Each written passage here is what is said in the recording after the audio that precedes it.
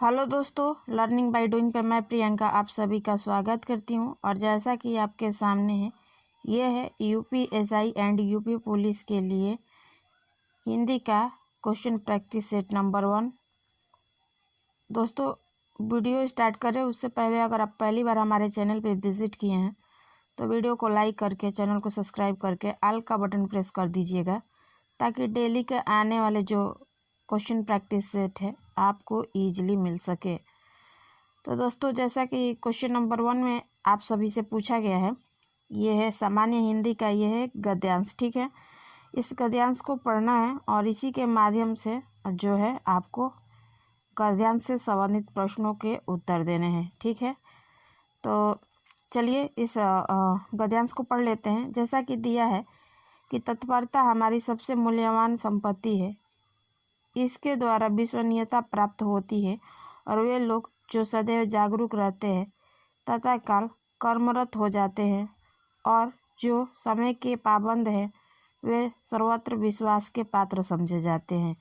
वे मालिक जो स्वयं कार्य तत्पर होते हैं अपने कर्मचारियों के लिए प्रेरणा का स्रोत बनते हैं और काम की अपेक्षा करने वाले के लिए अंकुश का काम करते हैं। वे अनुशासन का साधन भी बनते हैं।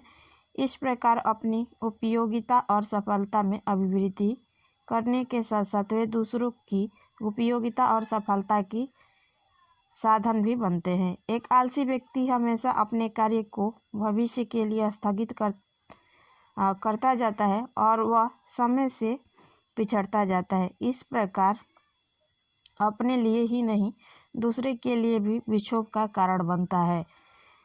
उसकी सेवाओं का कोई आर्थिक मूल्य नहीं समझा जाता है और कार्य के प्रति उत्साह और उसे शीघ्रता से संपन्न करना कार्य तत्परता के दो प्रमुख उपादान हैं जो समृद्धि की प्राप्ति में उपयोगी बनते हैं। ठीक है, आपके सामने दिया गया है दोस्तों, ये है नीचे दिए गए गद्यांश आधारित प्रश्नों के उत्तर देना है। ठीक है, क्वेश्चन नंबर 1 है कि उपर्युक्त अवतरण का उपयुक्त शीर्षक दीजिए। ठीक है, ऑप्शन ए कार्य कुशलता, ऑप्शन बी कार्य उपयोगिता, ऑप्शन सी कार्य तत्परता या ऑप्शन डी कार्य जागरूकता। बताएं इस गद्यांश से आपको क्या शीर्षक मिलता है। ठीक है, तो दोस्तों इस प्रश्न का उत्तर होगा, तो इस प्रश्न का उत्तर है कि कार्य शीर्षक जो है कार्य तत्परता है। ठीक है, इस गद्यांश का। ठीक है, क्वेश्चन नंबर 2 है कि जीवन में सफल सिद्ध होने के लिए आवश्यक उपादानों में से एक प्रमुख उपादान क्या है। ऑप्शन ए कार्य की आर्थिक समझ, ऑप्शन बी जागरूकता, ऑप्शन सी अनुशासन या ऑप्शन डी तत्परता। ठीक है, तो गद्यांश के माध्यम से इस प्रश्न का उत्तर क्या होगा, है ना।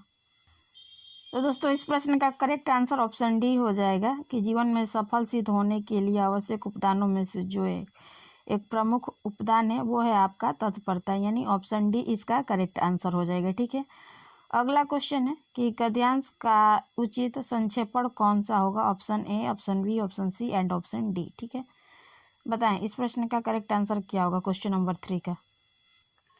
तो इस प्रश्न का करेक्ट आंसर ऑप्शन बी हो जाएगा कि जागरूक व्यक्ति सदैव उत्साहित होकर तत्परता से अपने कार्य में जुट जाते हैं और अनुशासित होकर उसे समय पर पूरा कर डालते हैं। समय पर कार्य करने से वे अपने कार्य क्षेत्र में भी सभी के विश्वास पात्र बन जाते हैं और यही विश्वसनीयता सफलता का साधन बनती है। यही तत्परता सफलता और समृद्धि का प्रमुख उपादान है। ठीक है, अगला क्वेश्चन है, क्वेश्चन नंबर 4 में आपसे पूछा गया है कि लिपि चिन्ह के क्रमबद्ध समूह को क्या कहते हैं। ऑप्शन ए अक्षर, ऑप्शन बी वर्ण, ऑप्शन सी वर्ण समूह या ऑप्शन डी वर्णमाला। बताएं इस प्रश्न का करेक्ट आंसर क्या होगा 4 का। तो दोस्तों इस प्रश्न का करेक्ट आंसर ऑप्शन डी हो जाएगा कि लिपि चिन्ह के क्रमबद्ध समूह को वर्णमाला कहते हैं। ठीक है, क्वेश्चन नंबर 5 है कि ऐसी कौन सी दो मात्राएं हैं जिनका प्रयोग तो किया जाता है किंतु उनका समावेशन स्वर में नहीं किया जाता। ठीक है, ऑप्शन ए आ और छोटी ई, ऑप्शन बी अंग और अह, ऑप्शन सी री और छोटा ऊ, ऑप्शन डी अह और अह। बताएं इस प्रश्न का करेक्ट आंसर क्या होगा। तो इस प्रश्न का करेक्ट आंसर ऑप्शन बी हो जाएगा दोस्तों, वो है अंग और अ। ठीक है, अगला क्वेश्चन है क्वेश्चन नंबर 6 कि संस्कृत से हिंदी में प्रयुक्त मूल शब्द से वर्तमान अस्थायी तद्भव रूप तक पहुँचने के मध्य से संस्कृत के अशुद्ध या टूटे फूटे स्वरूप में प्रयुक्त होने वाले शब्द को क्या कहते हैं। ठीक है, ऑप्शन ए है तत्सम, ऑप्शन बी है विदेशी, ऑप्शन सी देशज या ऑप्शन डी अर्ध तत्सम उसे कहते हैं। बताएं इस प्रश्न का करेक्ट आंसर क्या होगा क्वेश्चन नंबर 6 का। तो इस प्रश्न का करेक्ट आंसर ऑप्शन डी हो जाएगा दोस्तों, उसे अर्ध तत्सम कहते हैं। ठीक है, अगला क्वेश्चन है क्वेश्चन नंबर 7 कि शब्द प्रकार के आधार पर मनुष्यता शब्द कौन सा भेद है। ऑप्शन ए गुणवाचक विशेषण, ऑप्शन बी जातिवाचक संज्ञा, ऑप्शन सी भाववाचक संज्ञा, ऑप्शन डी प्रणार्थक क्रिया। बताएं इस प्रश्न का करेक्ट आंसर क्या होगा क्वेश्चन नंबर 7 का। तो इस प्रश्न का करेक्ट आंसर जो हो जाएगा ऑप्शन सी हो जाएगा दोस्तों, कि इसका उत्तर जो होगा वो हो जाएगा भाववाचक संज्ञा। ठीक है, क्वेश्चन नंबर 1 है कि इंद्रियों को जीत लिया हो, जिसमें वाक्यांश के लिए सही विकल्प का चयन कीजिए। Option A Indrajit, option B Indra, option C जितेंद्रिय या ऑप्शन डी इंद्रपति उसे कहते हैं। बताएं इस प्रश्न का करेक्ट आंसर क्या होगा क्वेश्चन नंबर 8 का। तो इस प्रश्न का करेक्ट आंसर ऑप्शन सी हो जाएगा कि इंद्रियों को जीत लिया हो उसे जितेंद्रिय कहते हैं। ऑप्शन सी इसका करेक्ट आंसर हो जाएगा। क्वेश्चन नंबर 9 है से अलगाव किस विभक्ति का संबोधन चिन्ह है। ऑप्शन ए संप्रदाय का, ऑप्शन बी कर्म का, ऑप्शन सी अधिकरण का या ऑप्शन डी अपदान का। बताएं इस प्रश्न का करेक्ट आंसर क्या होगा क्वेश्चन नंबर 9 का। तो इस प्रश्न का करेक्ट आंसर ऑप्शन डी हो जाएगा, से अलगाव से जो विभक्ति का बोधक चिन्ह है वो है आपका अपदान। ठीक है, यानी ऑप्शन डी इसका करेक्ट आंसर हो जाएगा। क्वेश्चन नंबर 10 है कि तन शब्द का लिंग निर्धारित कीजिए। ऑप्शन ए पुल्लिंग, ऑप्शन बी स्त्रीलिंग, ऑप्शन सी उभयलिंग या ऑप्शन डी नपुंसकलिंग। बताएं इस प्रश्न का करेक्ट आंसर क्या हो क्वेश्चन नंबर 10 का। तो इस प्रश्न का करेक्ट आंसर ऑप्शन ए हो जाएगा। तो तन शब्द का जो लिंग है वो है आपका पुल्लिंग। ठीक है, क्वेश्चन नंबर 11 है कि उत्तम पुरुष सर्वनाम के किस भेद का एक प्रकार है। ऑप्शन ए निजवाचक, ऑप्शन बी पुरुषवाचक, ऑप्शन सी संबंधवाचक या ऑप्शन डी निश्चयवाचक। बताएं इस प्रश्न का करेक्ट आंसर क्या होगा 11 का। तो इस प्रश्न का करेक्ट आंसर ऑप्शन बी हो जाएगा कि उत्तम पुरुष सर्वनाम के भेद जो एक प्रकार है उसे हम पुरुषवाचक कहते हैं। ठीक है, अगला क्वेश्चन है क्वेश्चन नंबर 12 है कि कंचन एक कृष्णांगिनी युवती है, इस वाक्य में कौन सी अशुद्धि है। ऑप्शन ए शब्द चयन संबंधी अशुद्धि, ऑप्शन बी वर्तनीगत अशुद्धि, ऑप्शन सी व्याकरण की अशुद्धि या ऑप्शन डी शब्द निर्माण की अशुद्धि। बताएं क्वेश्चन नंबर 12 का करेक्ट आंसर क्या होगा। तो इस प्रश्न का करेक्ट आंसर ऑप्शन ए हो जाएगा, सही शब्द चयन संबंधी जो है अशुद्धियां हैं। ठीक है, क्वेश्चन नंबर 30 है कि निम्नलिखित में से कौन सा अनौपचारिक पत्र का उदाहरण है। Option A, option B, option C and option D. Question number 30 का करेक्ट आंसर बताएं।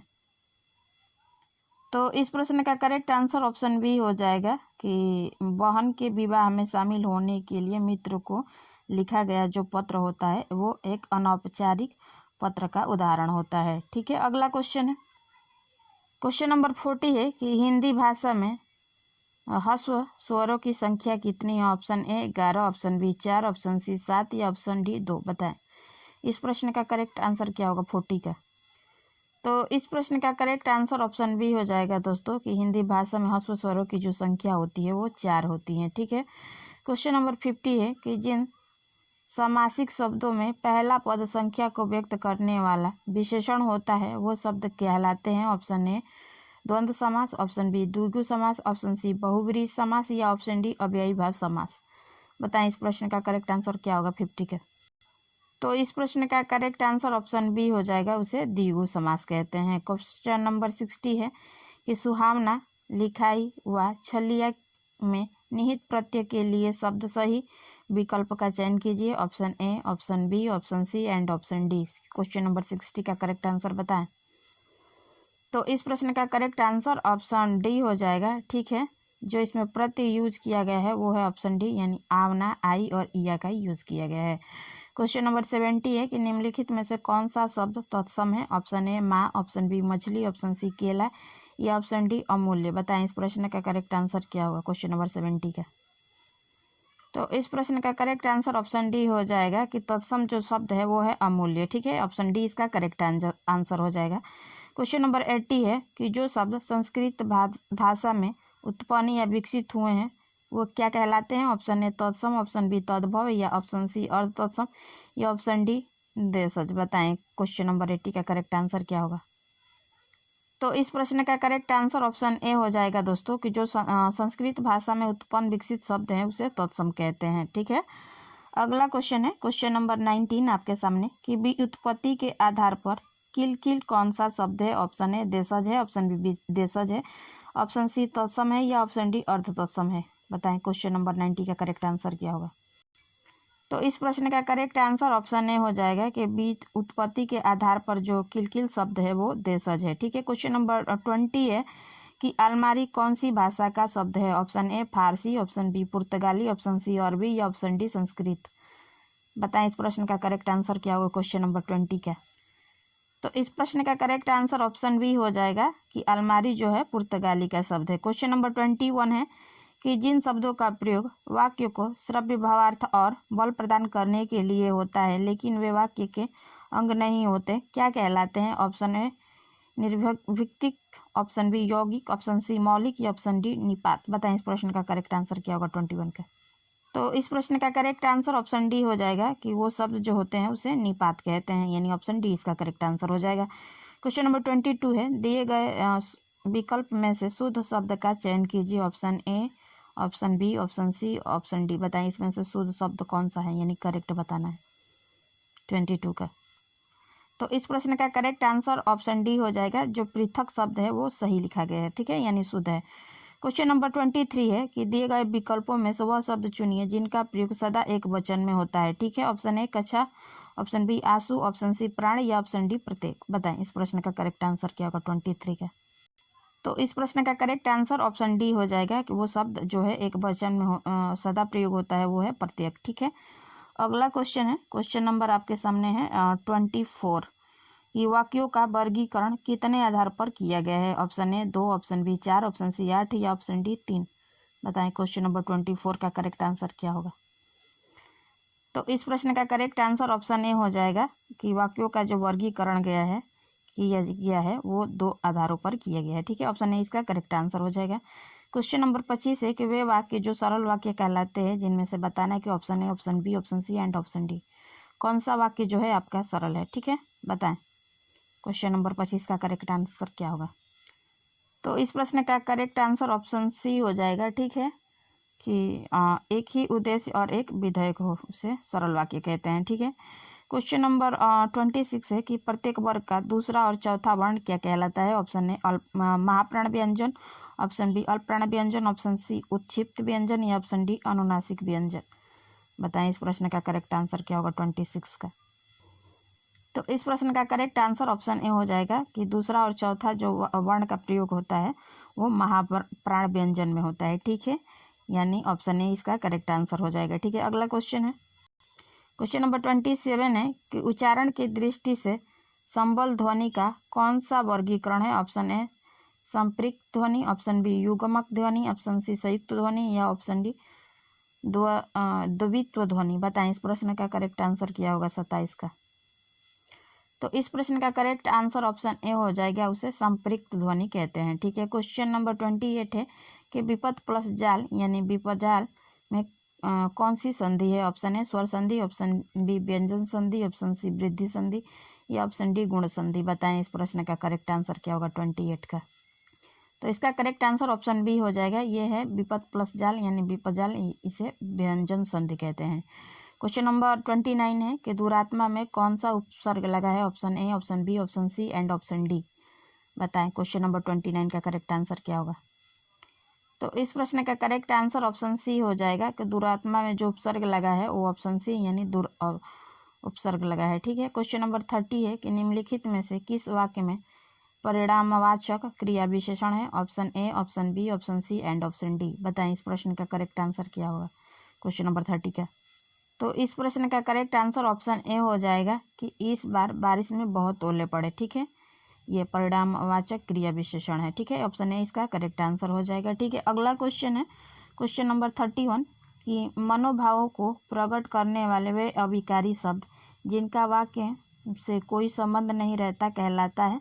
विकल्प बोधक अव्यय, ऑप्शन बी समुच्चय बोधक अव्यय, ऑप्शन सी विस्मयादि बोधक अव्यय, ऑप्शन डी अनुबंध बोधक अव्यय। बताएं इस प्रश्न का करेक्ट आंसर क्या होगा 31 का।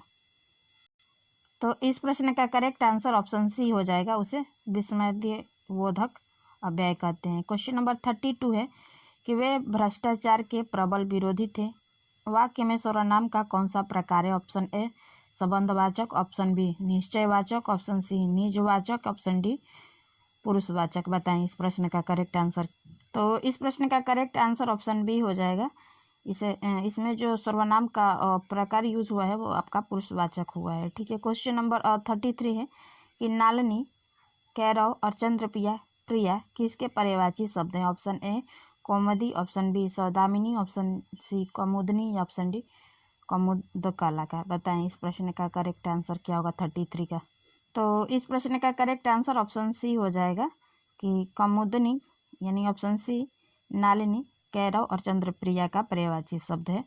क्वेश्चन नंबर 34 है कि शब्द युग्म यदा कदा के सही अर्थ युग्म का चयन कीजिए। ऑप्शन ए जब तब, ऑप्शन बी कब तब, ऑप्शन सी जब कब, ऑप्शन सी कब जब। बताएं इस प्रश्न का करेक्ट आंसर क्या होगा 34 का। तो इस प्रश्न का करेक्ट आंसर ऑप्शन सी हो जाएगा, यानी जब कब। ठीक है, क्वेश्चन नंबर 35 है नियत और नियत शब्द युग्म के सही अर्थभेद का चयन कीजिए। ऑप्शन ए इरादा और भाग्य, ऑप्शन बी इरादा निश्चय, ऑप्शन सी निश्चित इरादा, ऑप्शन डी भाग्य और निश्चित। बताएं इस प्रश्न का करेक्ट आंसर क्या होगा 35 का।